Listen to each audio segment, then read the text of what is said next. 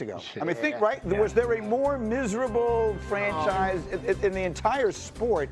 And all of a sudden, I got to give credit to Rex Ryan. He was screaming and yelling, put the young guys out there because they will bring energy. And look at that moment. The young guys are a lot of work for a coaching staff, but they're also, it's an unbelievably rewarding work when you feel it's starting to come together. And I think, you know, coaches that we saw Matt LaFleur go through it with the Packers a couple of years ago when they're breaking in Jordan Love. By the end of that year, he's got the same kind of energy that those young guys are giving. So look, ways to go. Look, they lose to the Saints last week. They have a really tough schedule. There will be ups and downs, as there always are with young players. But at least there's some ups. Right. And the Giants haven't had a lot of ups over the last decade or something like that. So Orlovsky, again, you know, the opposite side of it. We talked about the Eagles side of it. What's your number one takeaway from last night from a Giants side of it? Man, there's hope. For the first time in a long time, there's hope. When I watched Jaxson Dart last night, I feel like I'm watching a combination of Lamar Jackson, Josh Allen, and Baker Mayfield. There's just playmaking. You know, there's a reality where maybe sometimes it's, I don't know what I'm looking at, you know, as a football player. Like, hey, Nick doesn't necessarily do, there's no doubt this is their future.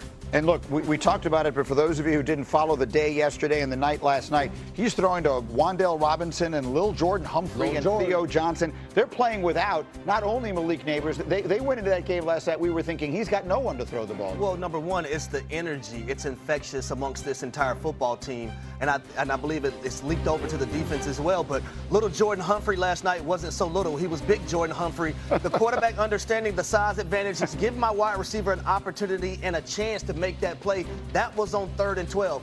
One-on-one versus Keely Ringo. You find the fish, you continue to go fishing. Hitch route, I think it was like 3rd and 4, 3rd and 5.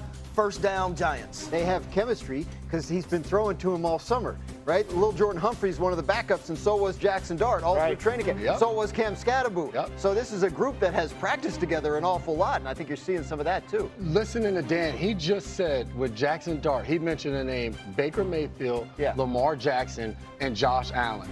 If you're a Giants fan, you woke up excited about the game last night, then you listen to my guy Dan O, and you're just like, I'm booking my Super Bowl tickets for the next 3 years. But to his point, when you watch Dart, you see some similarities of all of these guys. It's almost like you're watching a maniac out there playing the quarterback position. No, he's not saying, again, I'll stop the internet.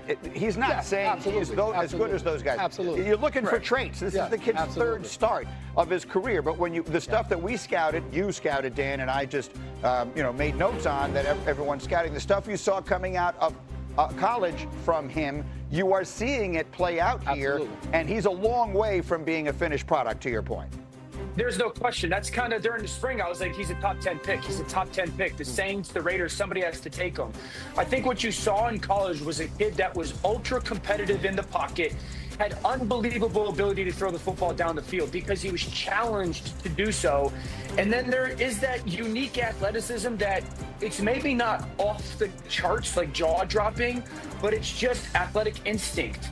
And I'll go back to being in the pocket. He's so strong in the pocket. And that's what, like, game-wise, reminds me so much of Josh Allen. It's not just Brian Dable and his pass. In the pocket, he's so strong. And, guys, think about what he's done for this football team. Just by the way that he not only plays, but if you just watch him approach the play, approach the line of scrimmage, there's an expectation that exudes of him, and we've heard it all summer of like, I'm gonna go make a play. I'm gonna go find something good that happens. So you have that, right? And then you're sprinkling it in with some really big time throws. This isn't just run around football. There's some real big time throws happening. And if you're a Giants fan right now, you're going, hold on. We're doing this without Malik Neighbors, and we're doing this with a little bit of a banged up offensive line.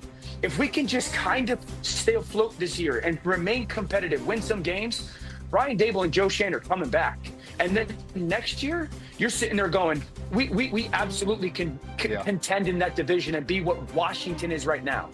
Feels like the beginning of something. Now I feel almost bad about this because Dan is good enough to get up early. He's not supposed to be worse right now. This offense doesn't do anything well They don't do things on offense. Early downs good. They're in the shotgun way too much. Philadelphia, you better get out of the shotgun as much as you are because it's killing your offense. And they're bad on third down. I'll go to the pick six, Greeny. They ran that same concept 4 times, the same way, essentially out of the same alignment. Defenses know what's going on.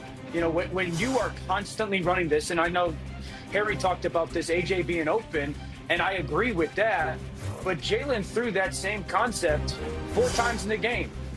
And so we could sit here and point fingers at the players and whatnot, and there's a reality. Here's the stretch.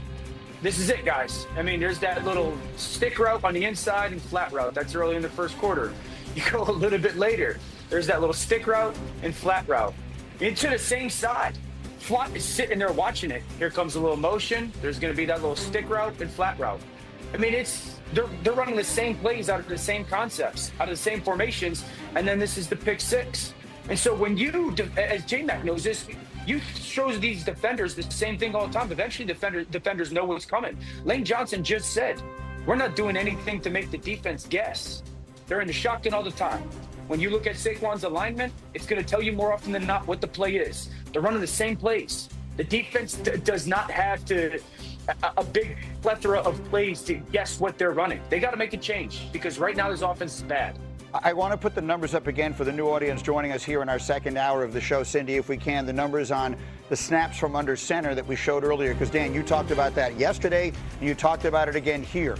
The official number was going to say they ran 6 snaps from under center, but we don't count 4 of them because they were the tush push. So in conventional offense, they ran 46 snaps out of the gun, only 2 from under center. So, Dan, explain from a quarterback's perspective, from an offense's perspective, what the explanation for that is and why it is hurting their offense. Yeah, I don't know the explanation of why they're doing it. You know, these coaches are smart, so they understand that it's a necessity to go under the center a little bit. So I don't know from the coaching perspective why they're not doing it. Jalen Hurts has had a lot of success in a lot of different offenses. So there might be a reality where he's more comfortable in the gun, but it's not like he's incapable of going under center. And so I don't know why this year there's such a skew of it. And even the 2 times they were under center last night, Greeny, one of them was the push deviation where they just flipped it to Dallas Goedert. So it's really just one. This is how it's hurting their offense, okay? Number one, when you line up on first and second down in the shotgun as much as they do, if you watch the defensive line of the Giants, they're standing up, engaging with the defensive lineman, and just looking at what Jalen Hurts is doing with the ball. And when they're seeing Saquon's alignment that's slightly behind Jalen Hurts on first and second down, they're going, here comes run. And the Eagles are just abiding in that. Like, look at this. I told everybody, if you look at Saquon's toes, and they're even with Jalen Hurts' heels, they know the play. Look at the defense, guys. Look how downhill the defense is. The defensive line is just engaging. This is run. It's obvious run to these teams. And so everybody on the defense, they're not guessing. They're anticipating.